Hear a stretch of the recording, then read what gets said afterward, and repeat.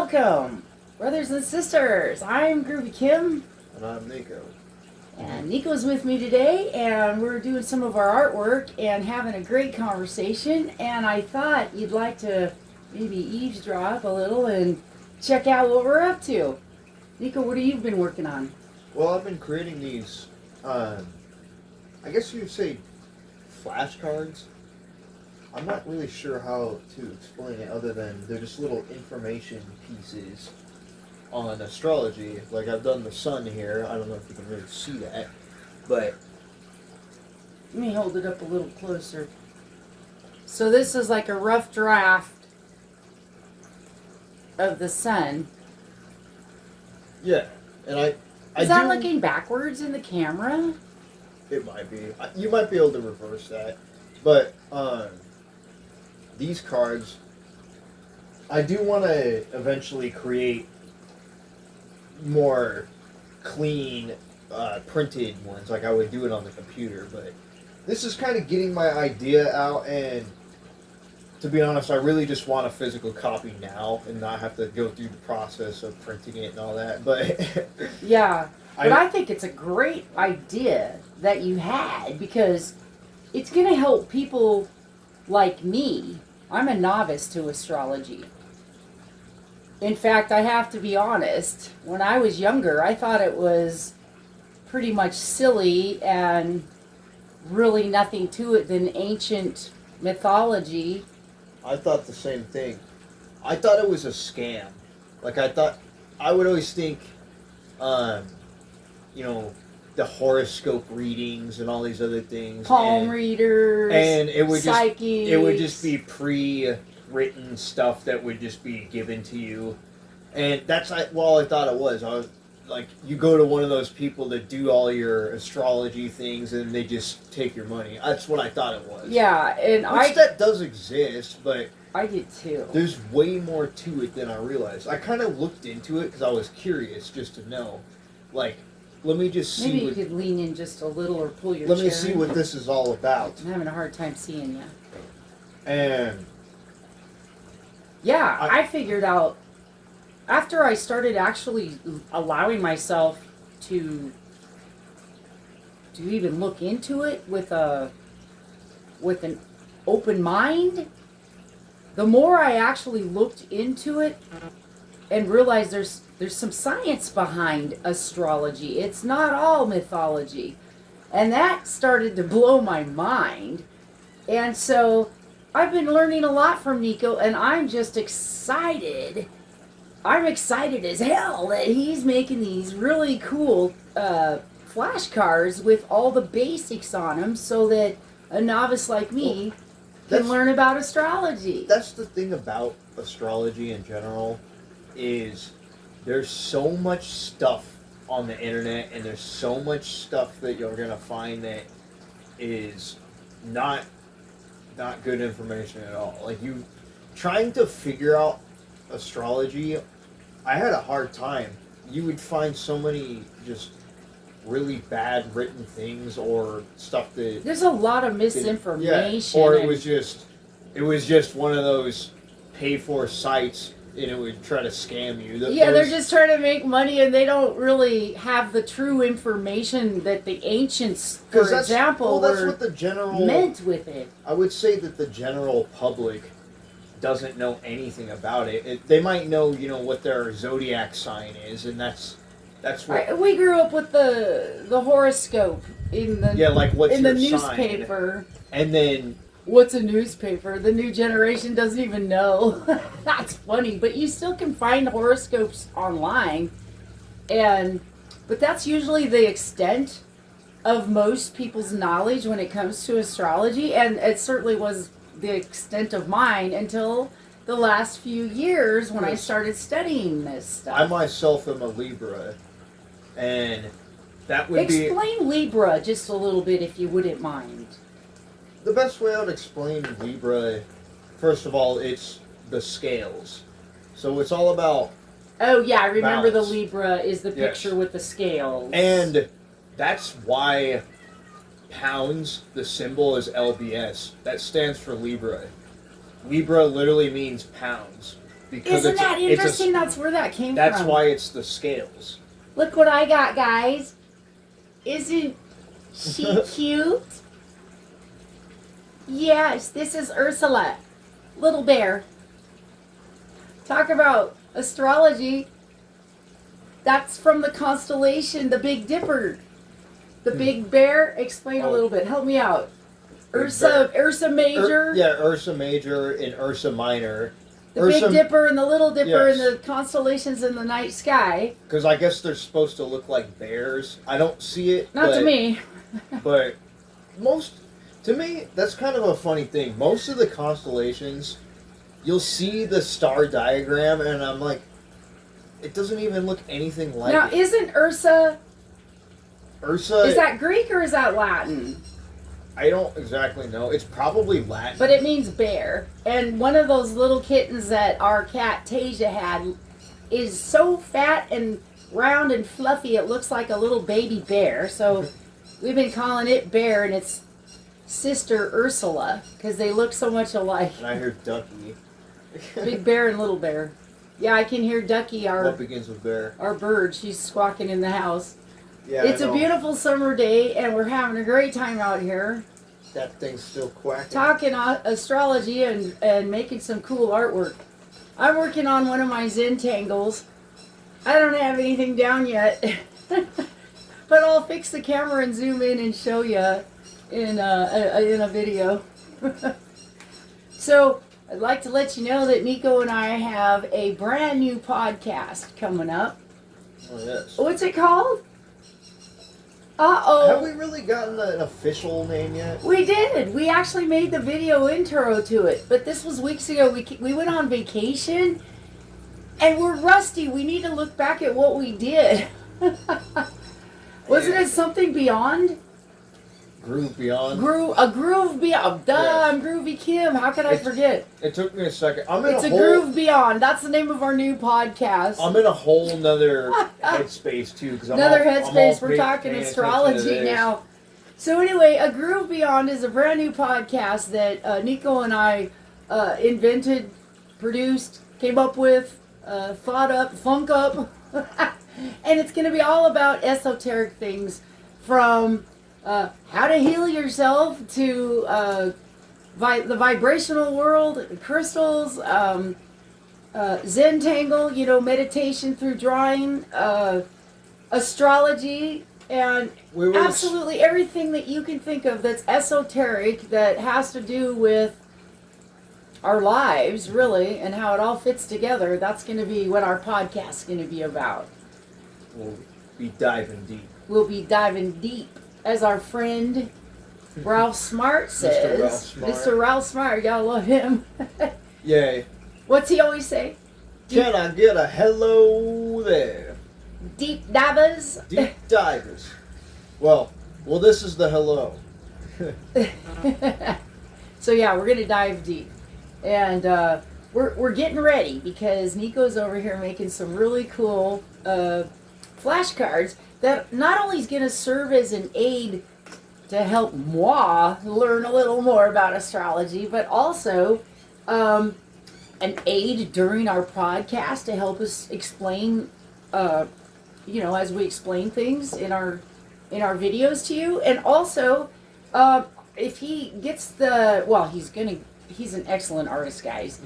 He's going to make the artwork and get them all done. And once we get the cards all laminated and published and everything, then we'll put them up for sale. You guys, I can't wait. This is going to be really cool. And if you call now, you can get a second one free. But wait, there's more. No, you can forget all that. That's not what we're about. Anyway, so now you were working on the moon. Now what are you working on? Well, I'm working on Mercury now. And I always thought the symbol for Mercury was really odd. I do too. For those of you that don't know, it looks like that. And it's like a circle with bull horns and a cross underneath, almost like a feminine symbol. Yeah. With horns on top. What does that say? What it actually is that a comment on women? I don't think I like it. That's That's what I honestly thought at first. I'm like, this may be some weird biblical thing or something. Misogynist. But I looked into it more, and no, that's not the case. Not at all.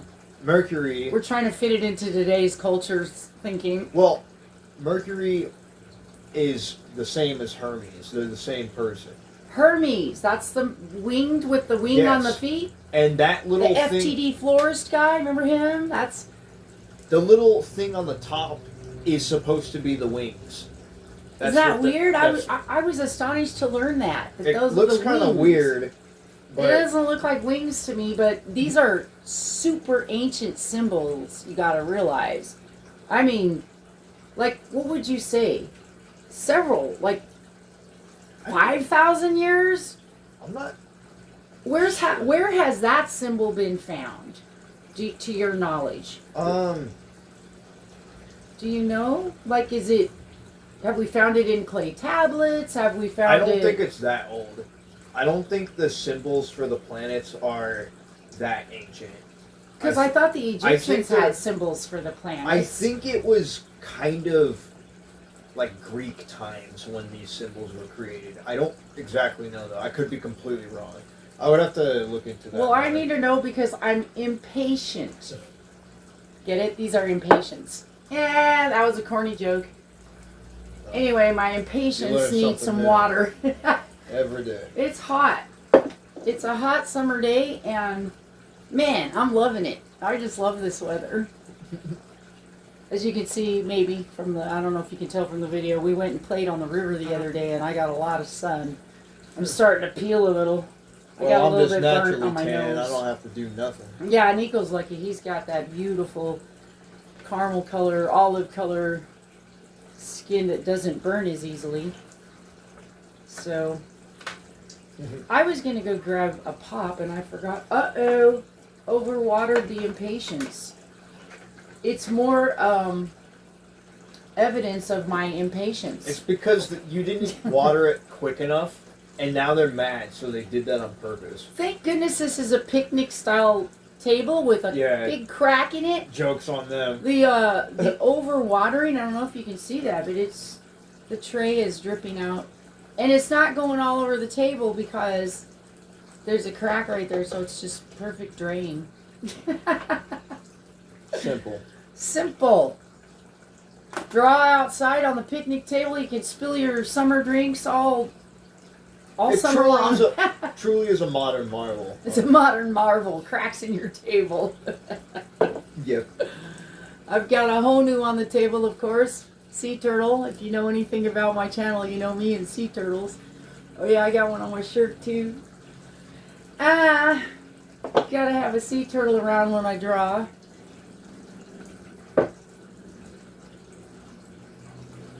So Mercury, tell me a little bit more about. So he's a messenger, and he's the same as Hermes. Yes. And Mercury is the planet, and that's right by the sun. I know that much about the planet Mercury, and it's hot. Mm-hmm. What else can you tell me about the correlation between this messenger? Is that because he's supposed to be the messenger to the sun god? Like his little messenger, literally? I suppose... Sorry. I suppose it could be that. All I know about this... Because I know that it goes deep. You could probably figure out the exact everything about this, but it represents communication and intellect and wit and those sorts of things. And now, when I believe they say that fits with what Hermes represents as well. He's kind of like that. And it being so close to the sun, that kind of feels like it should be something to do with how it's so close to the sun. That's why it's the messenger. And it revolves around the sun so quick. It has such a quick orbital turnaround or whatever. A year. Their year is really short. It's roughly 88 days, I believe. To make one trek around the sun. So it's very quick. So that's a lot of gossiping, messaging. Yes, because communication evolves very quickly, and the way we talk evolves. It spreads like a game of telephone. Uh-huh. That's interesting. And I so don't what see does what it you're saying. mean if you were born under the sign of Mercury? Well, like you You're a wouldn't hot be- mama? No, you wouldn't be. There's no Mercury sign, but in your chart, where Mercury is would have to do with the way you communicate and express yourself in the world. See, that's the correlations I'm trying to learn. That's so interesting to me. Like, if you, let's just say, you had Mercury in Aries in your chart, and it just happened to be in your first house. That, I would say that kind of means you're very direct communication, and you have a very. It could mean a lot of things because everybody's different. But maybe you have a special skill with communication. I feel like you would be a very good spokesperson or like manager or something because you know how to direct and command things. Like you could be a sergeant and command a platoon with your voice. Or just have really good communication skills. Because if you had it in Aries, it would have that energy through your communication. And if it's in your first house, It's the combination of those things. the first house is yourself. It's and the the way combo you, plate. Yeah, the first house literally is the self and how you express yourself to the world. So if you had that on top of having Mercury in it, on top of having it in Aries, I would say that would be a very direct, loud communication. Could be an extremely good boss. So it's kind of interesting to study. And, you know, the other thing that I was interested in was, but how really does all this affect you? And does it really affect you? But Think of it this way, though. I started to, because I thought the same thing. How could planets and stuff in the sky have anything to do with yourself? And then I thought more about it. These planets, we are in an entire magnetic gravitational system in our solar system. And the planets themselves are like gigantic magnets that are generating and vibrating this huge, massive amount of energy. If the sun affects us so much on Earth, and how the moon affects a lot of things on Earth physically, and science can prove these things, like, you know, it's very obvious that the sun affects plant life and keeps us alive and everything and warms the planet. So why not a planet like Jupiter that is so gigantic and its gravitational pull is so strong? How could it not be affecting Earth in some way energetically? and we know that our own bodies exude energy. We have an energetic field that surrounds us. In fact, all life does. In fact, all planets do have an energy field that surrounds us. And those energy fields are not separate. They're all intertwined. So, literally, everything that affects me affects you.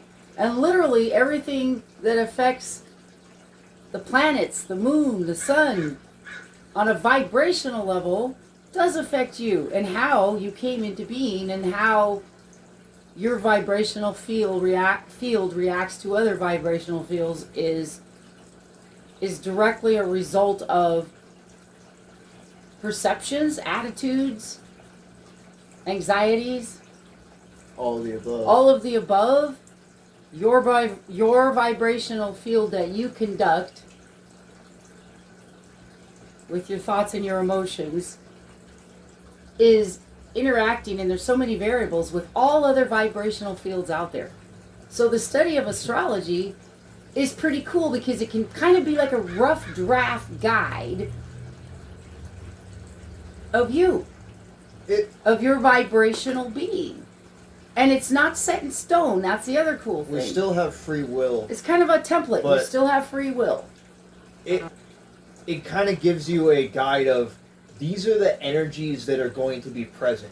How you react to those energies, that's your decision. But it's kind of showing you a map of how energy is flowing.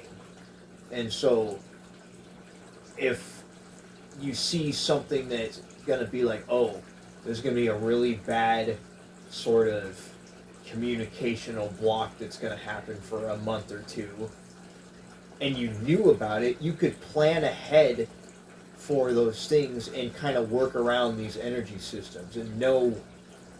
Or just be aware. Have a bit of a guide. Like having awareness is huge. It doesn't predict the future, but it's just telling you these are the energies that are going to happen. And based on people around you, you could try to figure out how things are, like how everybody's going to react to. Yeah, because you navigate with energy all the time, know it or not. I mean, we all do. Somebody walks into the room and is super happy-go-lucky, and they're exuding all this joyous energy. It affects you.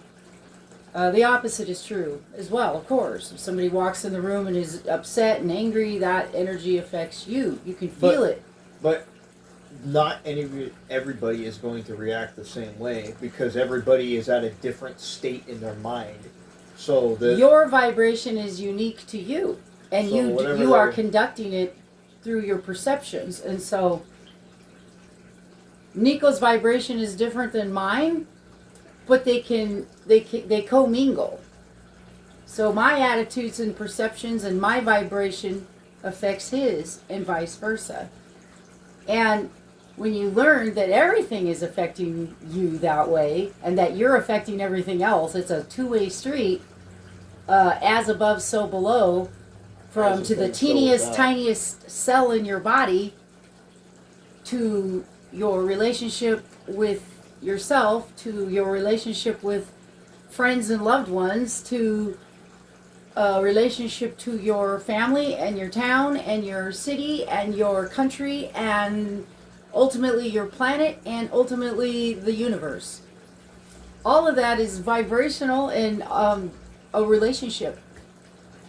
And astrology is just a tool to look at one aspect of that. And I find that fascinating. And I no longer think of it as bunk, because I do see a relationship now. And I think the ancients knew what they were talking about. The more I studied astrology too, you get to learn a lot about history. And if you look into why is Mercury communication, and start to look into the history and the cultures and civilizations that created them. Yeah, I mean, like, how did they come to these conclusions? And I look the etymology and language itself. You'll start to see correlations between things, and you're like, that's odd that that's called that. No wonder. So yeah, because the etymology, the study of words, of how they evolved, where they come from. Sol, meaning sun, S-O-L, solar, all these tiny things that are all related from ancient cultures and what they meant. And if these words have been spoken and have been in the collective consciousness for thousands of years, which they what have, kind of energy does it really have when you say that word? It takes on its own energy. Because when you say things, and it almost becomes its own entity. Well, it's creating that sound vibration, but it's a resonation that has been repeated thousands of times for thousands of years. It's literally resonating in the universe. And I just wonder, because language is magic in a way. You can manifest things with just words. You can. And that's a whole nother video subject. Well, that's what I mean by... I love it. That's what I mean by energies that are thousands of years old, spells, words that are thousands of years old. How powerful are they if it's gained so much traction being in the collective consciousness for that long? As if it's a new word that's just created, I feel like it wouldn't have as much power because it's new. It's not spread out everywhere yet. It's only in one person's mind. All of the brand new words, for example, that we've created because of the internet that didn't used to exist. Language is always evolving. I imagine it having to snowball over hundreds of years, and then it really gains serious power. Like the word God. something like that, it has such a powerful impact because everybody on the planet knows what it means. Creation itself And is a powerful vibration. everybody's known what that meant for forever. Right. Like, this could be one of the most powerful words that there is. We've got a crow out there that thinks so. Did you hear him? No, I was paying attention to this. He was going, "Ka ka." See, there he is. There's so much nature out here. That's another reason why I like to go outside and draw. The ultimate in creativity is nature itself. And so if you go outside and create, whether it's gardening or drawing a picture at the table outside or whatever it is, you know, your imagination is the limit. What if I told you It's so good for you. you are nature? You are nature. Of course you are nature. We all are. Everything is. And there's a nature dog. And here's my nature dog. Come here, nature dog. This is Tinker. Big T. Hi, guys. This is Tinkerbell for short. Michael's had her for years and years, and she's an old lady now, and we just love her to death. Now, since Michael and I are married, she's my daughter too. Yeah, and she's a sweetheart, little teacup chihuahua. And what'd Michael say? She's about 15? I don't know if she's that old, but 14. over 10. Oh no, she's more like 14 years. Not quite sure. Well, just look at the gray on her nose. Okay, I'll put you down, honey. Cutie pie. So, yeah, so we're having a ball out here, and I just thought I'd give you a heads up about our brand new channel coming up called Groovy Beyond. And it's going to be really groovy.